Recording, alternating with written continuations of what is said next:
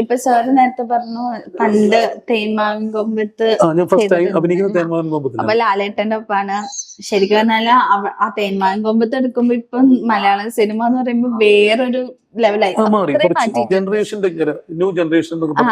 എല്ലാം കൊണ്ട് മാറിയിട്ടുണ്ട്. സ്റ്റോറി ആണെങ്കിലും എല്ലാം. അപ്പൊ സാറിന് കണ്ടൊരു മേജർ ഡിഫറൻസ് ഉണ്ടായിരുന്നു. പിന്നെ ആ തേന്മാവിൻ കൊമ്പത്ത് ഉണ്ടായിരുന്ന ഒരു എക്സ്പീരിയൻസ് മൊത്തത്തിൽ ഞാൻ കുറെ 10-40 സിനിമകളിൽ അഭിനയിച്ചിട്ടുണ്ട്. എന്റെ ഒരു എക്സ്പീരിയൻസ് അന്നത്തെ സിനിമകൾ എന്ന് പറയുമ്പോൾ ഒരു പ്രധാന സംഭവം നമുക്ക് ഫിലിമായിരുന്നു.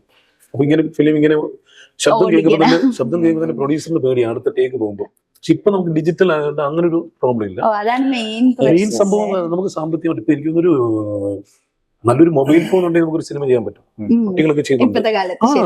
തീർച്ചയായിട്ടും ഐഫോണിന്റെ ഏറ്റവും ടോപ്പ് അത് വെച്ചൊരു സിനിമ ചെയ്യാം. ചില സിനിമകളിൽ വലിയ പടങ്ങളിൽ പോലും ചിലപ്പോൾ 1-2 ഷോട്ടുകളൊക്കെ മൊബൈലിൽ വെച്ച് ചെയ്യുന്ന സംഭവം നമുക്ക് കണ്ടുപിടിക്കാൻ പറ്റില്ല. ഡിജിറ്റൽ ഇന്റർമീഡിയറ്റ് DA ചെയ്യുമ്പോൾ അത് ഏത് ക്യാമറയാന്ന് പോലും അറിയാൻ പറ്റാത്ത അത്രയും വളർച്ചയുണ്ട് ഇപ്പം. പിന്നെ അതുപോലെ തന്നെ നമുക്ക് മറ്റേ പണ്ട് 100% നമുക്ക് മൂവ്മെന്റ്സ് വേണമെങ്കിൽ നമുക്ക് ട്രാക്ക് ആൻഡ് റോളി കാര്യങ്ങളൊക്കെ വേണം. ഇപ്പൊ നമുക്കൊരു ജിംബൽ ഉണ്ടെങ്കിൽ ജിംബലിൽ വെച്ച് ക്യാമറ ഒരു 35 ഏതെങ്കിലും ലെൻസ് സെറ്റ് ചെയ്ത് നമുക്ക് ക്ലോസ് എടുക്കാം. എല്ലാം അറിയാമല്ലോ, താങ്കൾക്ക് അറിയാമല്ലോ ജേർണലിസ്റ്റ്. അപ്പൊ അങ്ങനെ അത്രയും വ്യത്യാസമുണ്ട്. പിന്നെ അഭിനയത്തിന്റെ കാര്യത്തിലൊന്നും ഞാൻ നോക്കിയിട്ട് വലിയ ഡിഫറൻസ് ഒന്നുമില്ല. സിനിമ എന്ന് പറയുമ്പോൾ ഒരു ജീവിക്കുന്ന നമ്മൾ ഇപ്പൊ നാച്ചുറൽ സംസാരിക്കുന്ന രീതി പണ്ടത്തെ നസീർ സാറിന്റെയോ അവർക്ക് ഏറ്റവും ബഹുമാനിക്കുന്ന ആൾക്കാർ. അപ്പൊ ആ ഒരു അതിഭാവുകത്വം നമുക്ക് ഇപ്പോഴത്തെ സിനിമയിൽ ഇല്ല. ഇങ്ങനെ കുറെ വ്യത്യാസമുണ്ട്. പിന്നെ നമ്മുടെ കാഴ്ചക്കാർ മാറിയിട്ടുണ്ട്. ഇപ്പം ഞാനൊരു കരയുന്ന ഒരു പടം ഇപ്പൊ ചെയ്യുകയാണെങ്കിൽ ചിലപ്പോൾ ഓഡിയൻസ് അധികം കാണത്തില്ല. മീൻസ് ഓഡിയൻസിനെ കരയിപ്പിക്കുന്ന സിനിമകൾ ഒരുപാട് ആകാശത്തോട് എത്രയോ പടങ്ങൾ മനസ്സിലുണ്ട് ഇപ്പോഴും.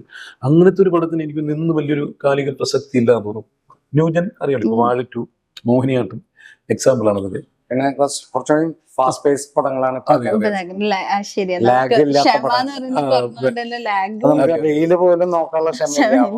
ഈ 2.5 മണിക്കൂർ നമ്മൾ ഒന്ന് എൻജോയ് ചെയ്ത് ഹാപ്പി ആയിട്ട് പോകാന്നുള്ളത്. ടിക്കറ്റിന്റെ പൈസ മുതലായി നമ്മളെല്ലാം ഉള്ളിൽ ഇങ്ങനെ തട്ടുന്ന സംഭവം നമുക്ക് പറഞ്ഞാൽ വളരെ റെയറായിട്ട് എനിക്ക് തോന്നുന്നു. ശരിയല്ലേ ഞാൻ പറഞ്ഞത്? അപ്പൊ ഇപ്പൊ നിങ്ങൾ രണ്ടുപേരും മൂവി ലൈക്ക് ഫസ്റ്റ് മൂവിയാണ് ഒരാള്, പിന്നെ ഒരാൾക്ക് എക്സ്പീരിയൻസ് ഉണ്ട്. അപ്പൊ നിങ്ങക്ക് ഏതെങ്കിലും ക്യാരക്ടർ നന്നായിട്ട് ചെയ്യണം അല്ലെങ്കിൽ എന്തെങ്കിലും ഒരു പെർട്ടിക്കുലർ വേഷം എനിക്ക് വരണം, അങ്ങനെ ആഗ്രഹിച്ചിട്ടില്ല ക്യാരക്ടേഴ്സ് ഉണ്ട്? എന്നെ സംബന്ധിച്ച് അങ്ങനെയൊക്കെ വരണമെങ്കിൽ ആദ്യം കുറച്ച് പടങ്ങൾ ചെയ്തിട്ടല്ല. ഇപ്പൊ ഒരു കിട്ടുന്നത് ഏതായാലും നമ്മള് ഇത് ചെയ്യും. പിന്നെ എനിക്കാണെങ്കിൽ അവിടെ ജോലി ഉള്ളതുകൊണ്ട് ലീവും കാര്യങ്ങളൊക്കെ നോക്കിയിട്ട് വേണം.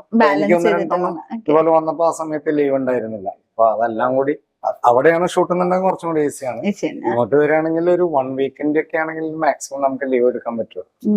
1 വീക്ക് 2 വീക്സ്. അപ്പൊ അല്ലെങ്കിൽ നമുക്ക് മുന്നേ അറിയണം. അപ്പൊ വർഷത്തെ ലീവ് ഇതിനു വേണ്ടി മാറ്റി വെച്ചിട്ടൊക്കെ ചെയ്യേണ്ടി വരും.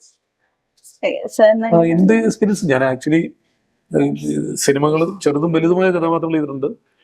കുറെ പടങ്ങൾ ചെയ്തിട്ടുണ്ട്. ഞാൻ അത്യാവശ്യം നോട്ടബിൾ ക്യാരക്ടേഴ്സ് ചെയ്തിട്ടുണ്ട്. പിന്നെ സീരിയൽസ് ഞാൻ ചെയ്ത് ഒരു കാലത്ത് 2010 ആ സമയത്തൊക്കെ സീരിയലുകളിൽ ഒരൊറ്റ സീരിയലിൽ തന്നെ ഏതാണ്ട് ഒരു 10-20 ക്യാരക്ടറിന്റെ രൂപത്തിലുള്ളൊരു ഇപ്പൊ അമ്പിളിച്ചേട്ടനൊക്കെ അഭിനയിച്ചില്ലേ, സുലാഭാർ. എനിക്ക് ഫിലിം ക്രിറ്റിക്സ് 2ാമത്തെ നടനുള്ള അവാർഡ് കിട്ടി. അപ്പൊ അതിൽ പല പല കഥാപാത്രം. ഇപ്പൊ ജഗദീശന്റെ പോലെ ഈ കപ്പലിന്റെ കച്ചവടക്കാരൻ, ചായക്കട, ഒരു ഓഫീസില് പാര വെക്കുന്ന ഒരു പിയൂൺ സുരേഷ് കൃഷ്ണയുടെ കൂടെ. അതിലും നല്ല അനുഭവമായിരുന്നു. അത് മധുബാലേട്ടൻ, സുകുമാരിയമ്മയൊക്കെ അഭിനയിച്ച സീരിയൽ. എനിക്കന്ന് ഏറ്റവും കൂടുതൽ ഞാൻ നല്ല ക്യാരക്ടർ ചെയ്ത് ഞാനായിരുന്നു ആ സിനിമ. അപ്പൊ അതിലൊരു കുറെ കഥാപാത്രങ്ങൾ ആഗ്രഹം ഇഷ്ടമുണ്ടായിരുന്ന കുറെ കഥാപാത്രങ്ങൾ ഒറ്റ ക്യാരക്ടറിലൂടെ ഞാൻ ചെയ്തു. സിനിമയിൽ ചെയ്യണമെന്ന് ആഗ്രഹമുണ്ട്. ഞാൻ പറഞ്ഞാൽ ചിലപ്പോൾ നടക്കില്ല. ഒരുപാട് ആഗ്രഹങ്ങളുണ്ട്. ഇന്ന ആൾക്ക് ലാലേട്ടൻ ചെയ്ത പോലെ അല്ലെങ്കിൽ മമ്മൂക്ക ചെയ്ത പോലെ എന്നൊക്കെ ഒരുപാട് മനസ്സിലുണ്ട്. അത് നടക്കൂലെന്നൊന്നും അറിയില്ല. നടന്നാ ഭാഗ്യം. ഇല്ലേ നമ്മുടെ തന്നെ പടങ്ങളൊക്കെ വരുമ്പോ നമ്മൾ ചെയ്യാൻ ആഗ്രഹിക്കും. സാറിനെ വെച്ച് നോക്കുമ്പോ സാറ് സിനിമയിലാണ്, സാറിന് മോളും സിനിമയിലാണ്.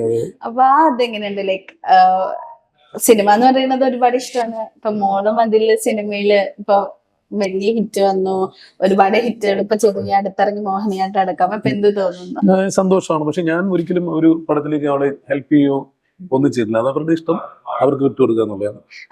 എന്റെ കാര്യത്തിൽ അവരും ഇടപെടാറില്ല. അത് സ്വാതന്ത്ര്യമാണ്. ശ്രുതി ശരിക്കും വരുന്നതെന്ന് പറഞ്ഞാലും ഇതേപോലെ ഇപ്പത്തെ ഒരു ട്രെൻഡ് വെച്ചിട്ട് പറയുമ്പോ സാധാ യൂട്യൂബിൽ കുറെ വീഡിയോസ് ചെയ്ത് അവിടെ നിന്ന് കഴിവ് തെളിയിച്ച് വന്ന ഒരാളാണ്. അപ്പൊ ആ ഒരു ഹാർഡ് വർക്ക് എങ്ങനെ തോന്നുന്നു? നന്നായിട്ട് പഠിത്തത്തിലാണെങ്കിലും ക്ലാസിക്കൽ ഡാൻസറാണ്. നല്ല കഴിവുണ്ട്. എന്റെ മകളുണ്ട് അല്ല പറയും. അത് അവരുടെ ഒരു പ്രൂവ് ചെയ്തല്ലോ നമ്മൾ പ്രോത്സാഹിപ്പിക്കുന്ന വെച്ചാൽ നമ്മൾ അധികം ഒന്നും അങ്ങനെ പറഞ്ഞു കൊടുക്കേണ്ട ആവശ്യമില്ല. പുള്ളിക്കാരി തന്നെ സ്വന്തമായിട്ട് നിങ്ങൾക്ക് ഒരുമിച്ച് അഭിനയിക്കണം എന്നുണ്ട്. ചെയ്തിട്ടുണ്ട്. ഫസ്റ്റ് ലൈക്ക് അച്ഛനും മോളായിട്ട് എനിക്ക് ആഗ്രഹമുണ്ടോ? ആഗ്രഹമുണ്ട്. അതിപ്പോ നമ്മൾ മനസ്സിലാഗ്രഹിച്ചിട്ട് കാര്യം. സിനിമയിൽ വരുന്നുണ്ടോ? ലൈക്ക് റിയൽ ലൈഫിൽ നിങ്ങൾ അച്ഛനും സന്തോഷം. അപ്പൊ നിങ്ങൾ ഒരുമിച്ച് അഭിനയിച്ചു എന്ന് പറഞ്ഞല്ലോ ഇപ്പം. അപ്പൊ ആ സമയത്ത് എങ്ങനെ ഉണ്ടായിരുന്നു? ഫസ്റ്റ് മൂവി ഞാൻ കുപ്പിവെള്ളം, ഞാൻ ആദ്യം ഡയറക്ഷൻ ചെയ്ത പടമാണ്. അതിന് ഹീറോയിൻ ആയിരുന്നു പുള്ളിക്കാരി. അതിൽ ഒരുമിച്ച് അഭിനയിച്ചിട്ടുണ്ട്. ഞാനൊരു ഹ്യൂമർ ടച്ച് ഉള്ള ഒരു കഥാപാത്രം.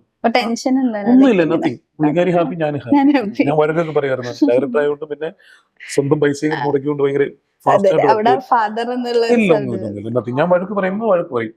വഴക്ക് പറഞ്ഞിട്ടുണ്ട്, കരഞ്ഞിട്ടുണ്ട്. അതൊക്കെ സ്വാഭാവികമാണ്. അത് അച്ഛനും മകനും മകളും അങ്ങനെ അല്ല, ആസ് ആൻ ആർട്ടിസ്റ്റ് അല്ലെ. അപ്പൊ നമ്മുടെ ആലി മൂവി ഈ മാസം റിലീസ് ആകുമ്പോൾ എന്ത് നമ്മുടെ പ്രേക്ഷകരോട് പറയുന്നത്? എന്നെ സംബന്ധിച്ച് ആദ്യത്തെ മൂവിയാണ്. അപ്പൊ എല്ലാരും വരണം, സപ്പോർട്ട് ചെയ്യണം, അത്രേ പറയാനുള്ളൂ. എനിക്ക് പറയാനുള്ളത്, ഞാൻ ഒരു നിരവധി സിനിമകൾ ചെയ്തിട്ടുണ്ട്, ഭാഗമായിട്ടുണ്ട്. പക്ഷെ ഇത് തീർച്ചയായിട്ടും ടിക്കറ്റ് എടുത്ത് കാണുന്ന പ്രേക്ഷകർക്ക് ഒരിക്കലും ഒരു നഷ്ടം ഉണ്ടാവുമെന്ന് എനിക്ക് തോന്നുന്നില്ല. പൂർണ്ണമായി കഥയൊന്നും അറിയില്ലെങ്കിലും ഓണത്തിനാണ് റിലീസ് ചെയ്യുന്നത് 14-ാം തീയതി. അപ്പം നല്ലവരായ എല്ലാ പ്രേക്ഷകരും തിയേറ്ററിൽ തന്നെ വന്ന് ഈ പടം കണ്ട് വിജയിപ്പിക്കണം. അതാണ് ആഗ്രഹം. Thank you so much. Thank you.